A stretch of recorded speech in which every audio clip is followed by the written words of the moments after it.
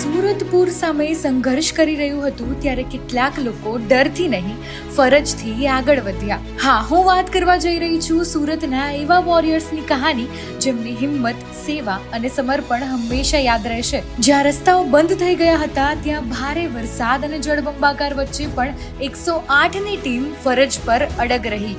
અને ખાડી વિસ્તારની અંદર જ્યારે પૂર આવ્યું હતું ત્યારે એક મહિલાને જ્યારે પ્રસૂતિની પીડા ઊભી થઈ હતી ત્યારે 108 ઇમરજન્સી સેવાએ તેને પોલીસ સાથે કામગીરી કરી અને મહિલાની પ્રસૂતિ માટે હોસ્પિટલ સુધી લઈ ગયા હતા અને માતા અને બાળક બંનેનો જીવ બચાવ્યો હતો. વાત કરીએ જુનેદભાઈ ઓરાવાલાની, જેમને સાબિત કરી બતાવ્યું છે કે મુશ્કેલીઓ કેટલી પણ મોટી હોય પણ માનવતા તેનાથી પણ મોટી હોય છે. તો અમે લોકોએ જ્યાં જરૂર હતી ત્યાં અમે લોકોએ રેસ્ક્યુ બી કર્યું. એક ફેમિલી, એક બાળકને લઈને અમે લોકો બહાર લઈ આવ્યા. એમાં અમને મોટો ફાળો આપ્યો હતો આપણે એસએમસી અને ફાયર ડિપાર્ટમેન્ટનું, કે પાણી પીવાનું નહીં હતું. લોકો પાણીના અંદર હતા, વચ્ચે હતા, પણ પાણી પીવાનું નહીં હતું. બીજું, નાના બાળકો માટે મિલ્ક, દૂધ નહીં હતું. એવી રીતે નાસ્તામાં કંઈક બિસ્કિટ કે એવું બચ્ચાઓ બહુ રડતા હતા. અમે પોતે જાતે જઈને જોયું. તો અમે લોકોએ ઘણી કીટો બનાવી. પહેલાં સ્ટાર્ટિંગમાં 2000 કીટ બનાવી, ફરી 1500 બનાવી, ફરી 2000 બનાવી.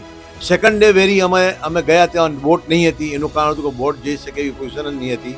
તો અમે લોકોએ ટ્રેક્ટરનો ઉપયોગ કર્યો. ત્યાંના લોકલ લોકોએ અને એસએમસી થ્રુ ટ્રેક્ટરની વ્યવસ્થા પૂરી કરી. તો ટ્રેક્ટર થ્રુ અમે લોકો બહુ ડીપમાં ગયા અને અનાજ આપીને આવ્યા હતા. 2000 પેકેટ બનાવ્યા હતા અનાજના. જ્યારે પૂરે શહેરને ઘેરી લીધું ત્યારે ફાયર જવાનો અને એનડીઆરએફની ટીમ માટે આ માત્ર એક રેસ્ક્યુ ઓપરેશન ન હતું, પરંતુ દરેક જીવ પ્રત્યે જવાબદારી હતી. લગભગ અમે 2400 જેવા વ્યક્તિઓને રેસ્ક્યુ કર્યા છે. આમાં મોટાભાગે પ્રેગ્નેન્ટ સ્ત્રીઓ છે, એ છે, ઉંમરલાયક માણસો છે, એ તમામને અમે રેસ્ક્યુ કર્યા છે. અને આ કામગીરી સિવાય જે રોડ સાફ સફાઈ કહેવાય, પૂર ઉતરી ગયા પછી અમે પાણીનો સતત મારો કરીને હાઈ પ્રેશરથી રોડ રસ્તાઓ પણ સાફ કર્યા છે.